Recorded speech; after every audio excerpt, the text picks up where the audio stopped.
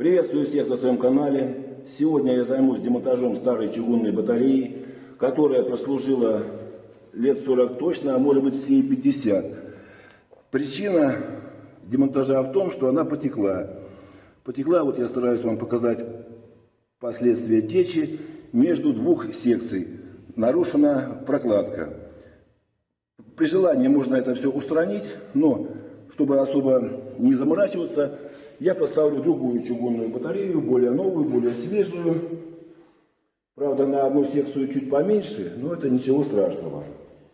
Чтобы мне это все сделать, мне надо открутить старую батарею от подводящей трубы. Тем я сейчас и займусь.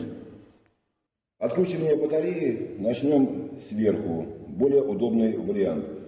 Как вы видите, здесь все залито краской. Вариант можно обстучать, чтобы вот так вот сбить краску. Так, слегонца. Вариант можно зажать ключом вот эту гайку, контрольная гайка. Для чего она, я впоследствии при монтаже чугунной батареи я вам скажу, для чего она. Здесь также находится резьба, которая залита. Стучать по ней, можно ее забить. Я хочу сейчас что? Сорвать вот эти две гайки, вот одна, вот вторая. Вот эта большая гайка, вот наглядно я хочу вам показать, что она из себя представляет. Снаружи резьба и внутри. Резьба бывает левая, бывает правая. Здесь отверстие сделано под трехчетверочную трубу. Здесь отверстие сделано для полдюймовой трубы, а также для крана Маевского. Теперь я попробую сорвать вот эту маленькую гаечку и затем большую. Если у меня не получится сорвать, тогда я попробую нагреть газовой горелочкой вот это вот все хозяйство, чтобы обпалить краску. Но это, скорее всего, мне и придется сделать, потому что вот этой маленькой гаечкой мне надо будет прогнать вот здесь вот резьбу. Ну давайте, я буду сейчас делать и по ходу смотреть и комментировать. Так, вот я зажимаю, и краска старая отходит от гайки. Ну, пробуем. Сейчас еще чуть-чуть подожму. Так, вот гаечка пошла. Сейчас я ее в обратную сторону, чтобы расшевелить ее. Ну, теперь, конечно, тяжело идет. На сухую все. Ну вот хорошо, краска сама отскакивает. Может быть, даже мне и не придется прибегать к открытому огню. Главное, чтобы у вас был хороший ключ газовый. Вот такой вот у меня большой. Им удобно. И рычаг большой, и усилий меньше прилагаешь.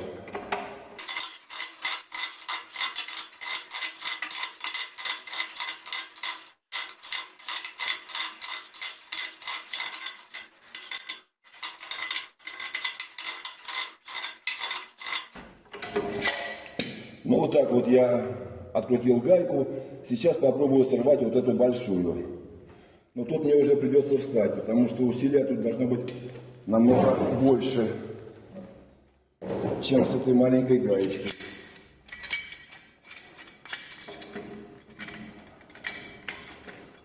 Можно опять же, я говорю, отбить краску. Ну вот я нажимаю, она соскакивает. Так, ну буду пробовать. Вот, сорвал. Сорвал довольно-таки неплохо.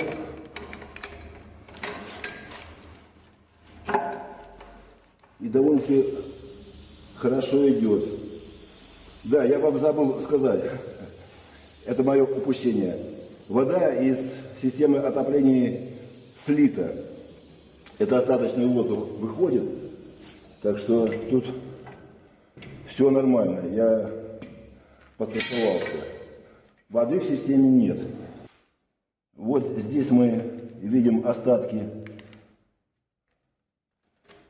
льна, которым был запакован данный стык. Ну что, буду откручивать вот эту гайку.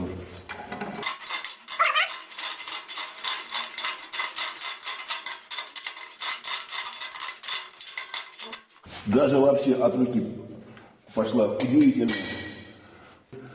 После стольких лет эксплуатации еще от руки идет. Вообще шикарно.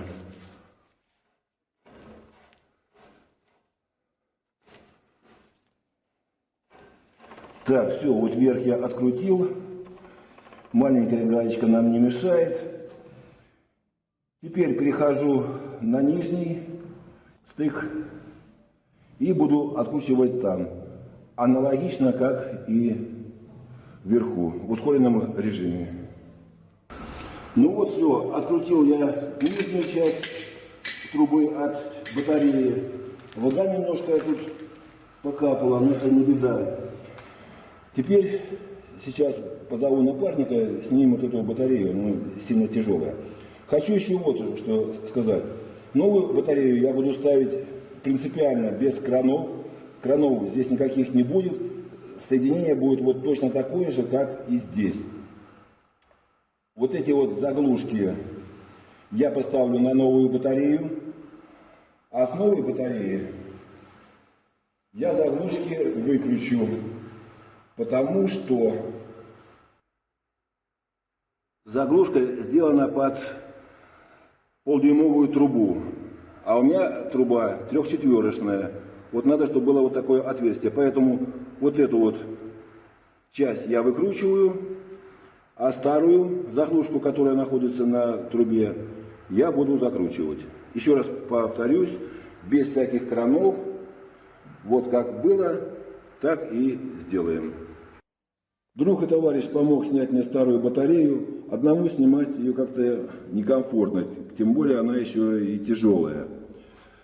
И тут выявилась одна такая неприятность. При откручивании вот этой вот верхней заглушки я увидел, что труба проржавела. В ней вот находится вот такое большое отверстие. Так, конечно, не должно быть. Обследовав нижнюю часть трубы, я ничего не заметил. Резьба хорошая, ржавых мест и отверстий нет. Но снизу я подлезть, конечно, не могу. С верхней частью мне что надо будет сделать? Взять болгарку, все, что сгнило, отрезать вот так вот, зачистить трубу от краски, чтобы я мог надеть на трубу клуб и прогнать резьбу. После этого буду монтировать новую чугунную батарею. Приступаем. Откручиваю заглушку, чтобы она мне не мешала.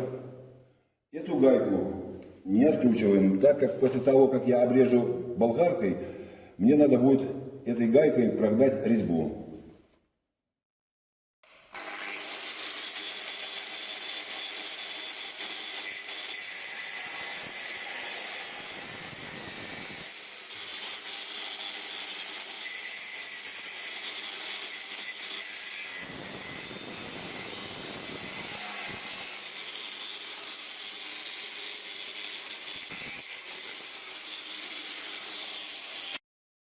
Теперь болгаркой попробую зачистить краску на трубе.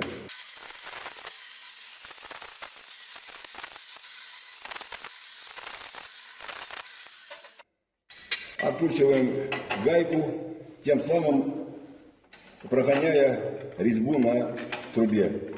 Особенно там, где я резал болгаркой.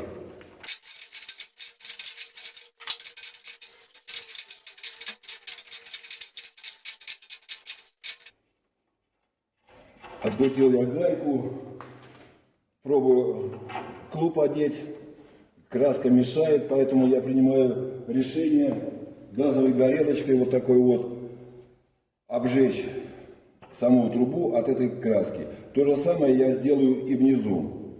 Сейчас я вот те гаечки откручу и тоже их обожгу.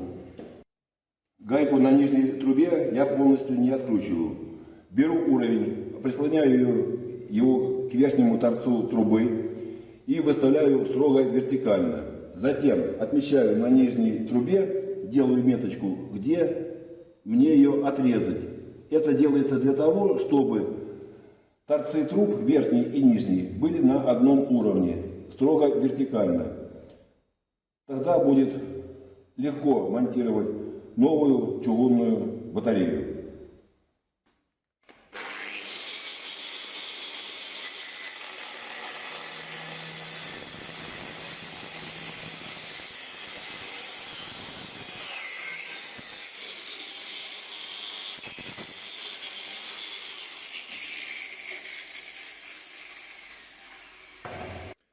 Теперь выкручиваем вот эту гайку, чтобы прогнать нам резьбу, и резьба, чтобы была без заусенцев. Для того, чтобы я мог одеть клуб на трубу, мне надо очистить ее от краски. Что я для этого сделаю? Самый простой способ — это газовой горелочкой нагреть саму трубу и саму краску. Что я сейчас и сделаю. Ставлю защиту, чтобы не подпалить стену. И при помощи горелочки газовой, вот такой небольшой, нагреваем саму краску на трубе.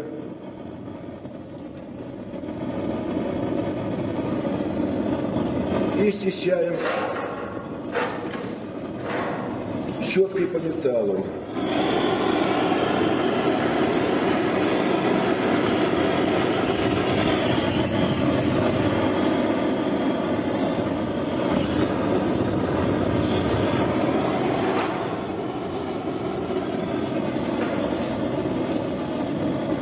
И таким способом верхнюю трубу и нижнюю. После того, как труба нагреется, хорошо краска счищается ножичком до самой трубы. Ножик хорошо выручает. Со всех сторон снимаем. И вот получается вот такая чистая труба. Теперь даем ей остыть, чтобы самим не обжечься. И будем сейчас нарезать резьбу. Сколько нарезать резьбы? Ну, можно самое простое, сколько отрезали, столько и нарезали. Вот, уже стихами говорю. А так можно, берем вот эту вот длину двух гаек, прикладываем. И можно еще сантиметра полтора сделать допуск. То есть чуть-чуть побольше резьбы нарезать. Это для того, чтобы мы могли, так сказать, у нас было свободное место для творчества. То есть могли мы где-то подтянуть, где-то расслабить, ну, чтобы у нас был запас, чтобы не было у нас впритык. Мы можем до конца вот эти вот гаечки закрутить. Вот эта вот часть трубы войдет в саму батарею. Все. Вот до сих пор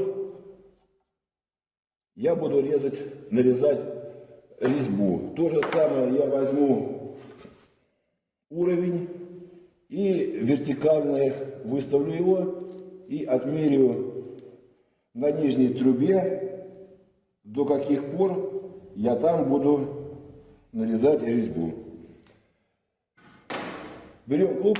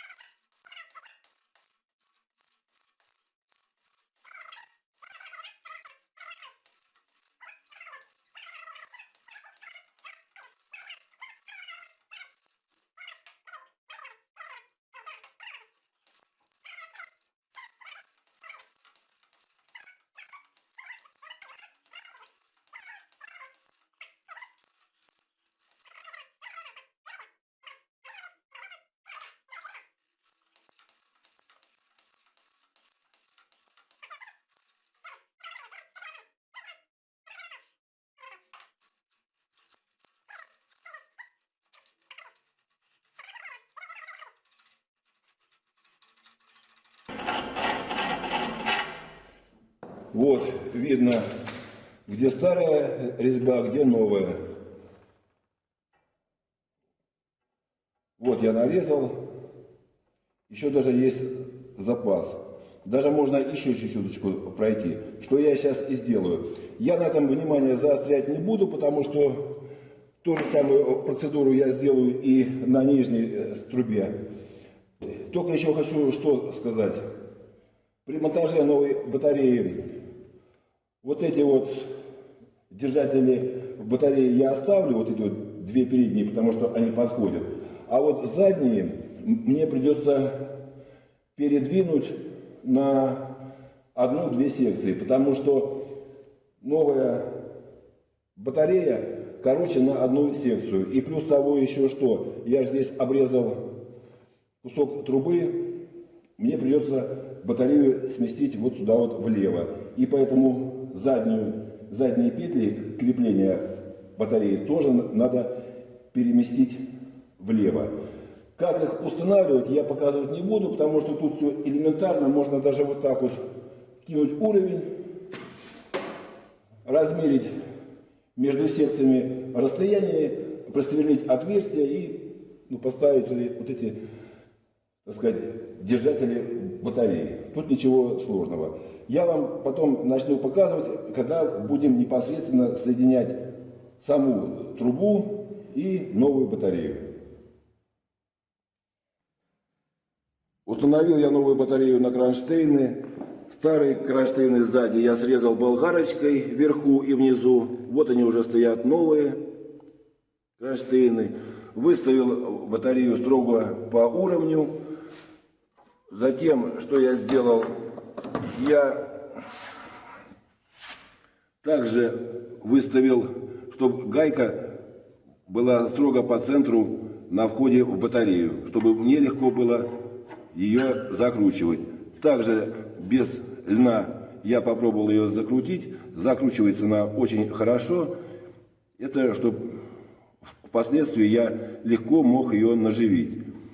Теперь будем паковать данное соединение. Я буду использовать лен. Не буду использовать никакие пасты, герметики, тем более краску. Буду делать так, как делали наши деды. Лен и вода. Сейчас вы все это увидите. Беру лен сантехнический, выпрямляю его, встряхиваю, чтобы были вот такие пушеные концы, чтобы его можно было хорошо разъединить. Опытным путем беру вот такую прядь льна,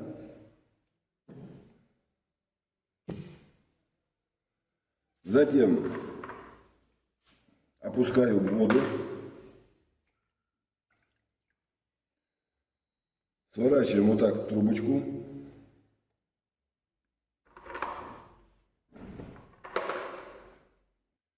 Для чего я это делаю, я сейчас вам скажу. Сейчас я вам покажу на вот этом вот примере, на вот этой гайке, потому что там будет плохо видно. Некоторые начинают делать подмотку с конца резьбы. Я начну ее делать сначала. Сначала и буду плавно вкладывать лен в пазы самой резьбы. Здесь, как вы видите, глубокий паз. Это делается для того, чтобы здесь было побольше подмотки. Что я и сделаю? Здесь побольше намотаю и вернусь обратно на начало резьбы, чтобы хвостик, который останется, он зашел в батарею, и при закручивании гайки лен наш затягивался. Для чего я его смочил? Смочил я его для того, чтобы он хорошо облегал саму резьбу, хорошо закручивалась гайка. И еще одно свойство льна, он будет расширяться. То есть он сейчас смоченный, и у него есть способность расширяться. Что говорит о том, что он заполнит все, так сказать, изъяны, неровности, и соединение будет очень герметичное. Здесь, конечно, мне чуть неудобно паковать. Я могу батарею чуть-чуть подвинуть. вот сделать вот так вот. Если гайку мы закручиваем по часовой стрелке, то лен будем наматывать против часовой стрелки, вкладывая его в пазы самой резьбы.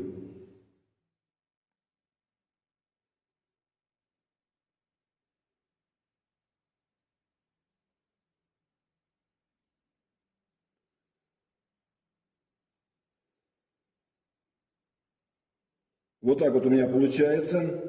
Этот хвостик цепляем за основной и уводим его назад. Теперь мне надо вот эту вот канавку заполнить льном. Вот так вот получается. При сжатии здесь получится очень герметичное соединение. Типа вот как вот прокладки. И теперь уходим потихоньку опять на начало резьбы. Как я и говорил, чтобы хвостик был у нас на начале резьбы. Теперь аккуратненько заглаживаем. Вот после того, как я загладил, вот так у меня получилось довольно-таки плотное и герметичное соединение. Сейчас точно такую же процедуру я сделаю и на нижней заглушке. И потом будем их закручивать в саму батарею. Вот так вот на нижней трубе у меня получилось намотать лен. Как вы видите, он намотан под конус. Это делается для того, чтобы заглушка хорошо заходила и закручивалась в саму батарею, и лен более плотно облегал все раковинки, всю резьбу, и соединение было очень герметичное. Еще один вопрос, который нам надо будет решить. Здесь мы все сделали герметично, но у нас остается открытым соединение между заглушкой и самой трубой. Как я буду выходить из положения и как я это все сделаю, я вам покажу чуть позже, после того, как закручу верхнюю и нижнюю заглушки. Закручивать я их буду одновременно, потому что если так не делать, то батарея у нас пойдет наперекосяк, и я не смогу закрутить, ну, к примеру, нижнюю заглушку. Поэтому будем делать их, закручивать одновременно. Одновременно наживили и одновременно закручиваем.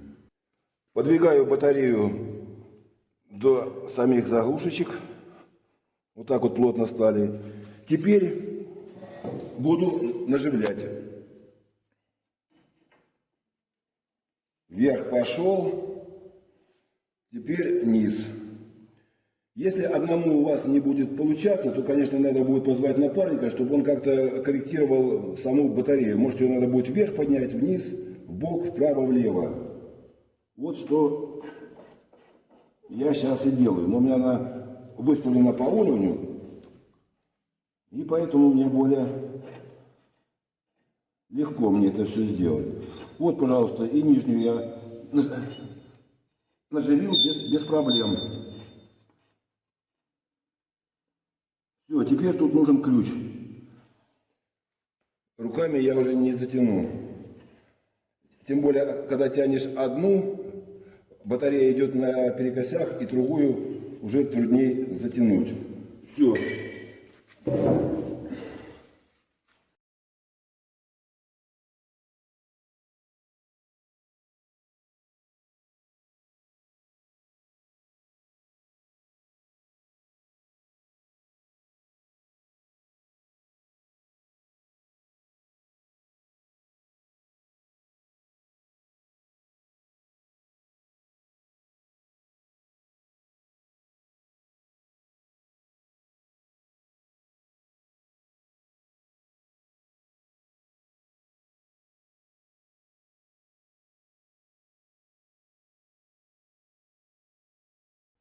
Вот такое герметичное соединение у меня получилось. Лен заполнил все пустоты, которые были как на самой резьбе на заглушке, так и внутри самой батареи. Теперь, чтобы теплоноситель не проникал между трубой и заглушкой, вот здесь вот, нам также надо намотать лен и прижать его вот этой вот гаечкой. Наматывать я буду по часовой стрелке. Это я говорю относительно своей видеокамеры. Если зайти с обратной стороны, то получится против часовой стрелки.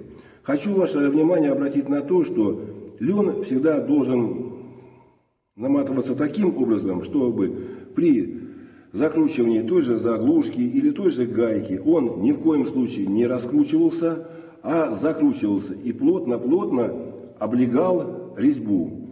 И при затягивании гайки он тоже тянулся вместе с гайкой по всей резьбе, туго ее облегая.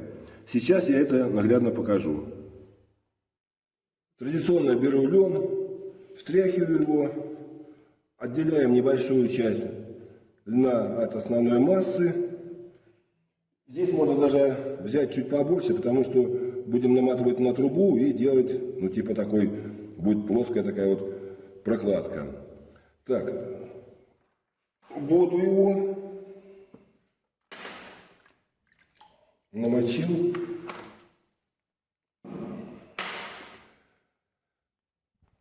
В небольшую такую трубочку сворачиваем.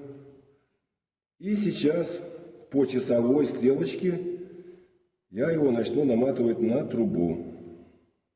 Подмотку начну от начала резьбы и погоню ее к гайке, чтобы образовался такой небольшой конус.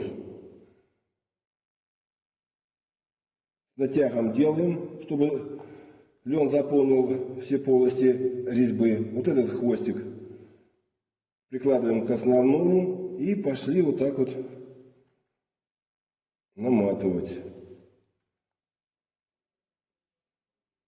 Здесь делаем такой бугорок.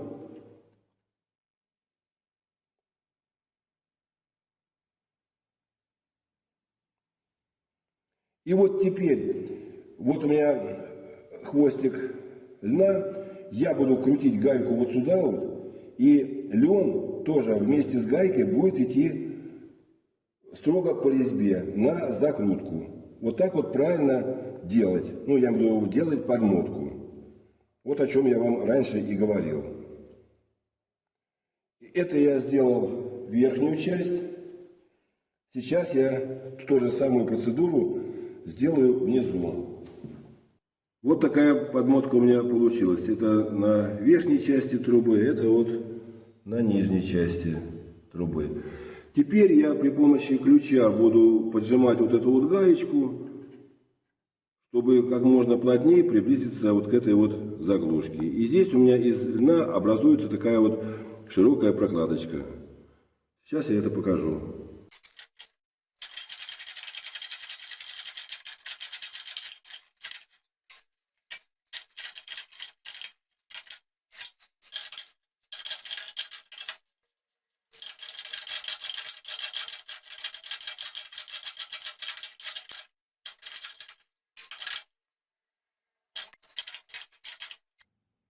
Смотрим, что у нас получилось. Как я и говорил, гайкой я прижал лен к заглушке. Лен равномерно расположился между двумя этими деталями, заполнив всю пустоту. То же самое у нас и на нижней части батареи. Теперь система готова к отопительному сезону. Можно ее опрессовывать, заполнять теплоносителем и пользоваться данной батареей. На этом я заканчиваю свое видео. Подписывайтесь, ставьте лайки, пишите комментарии. Жду вас на своем канале. Все, всем пока.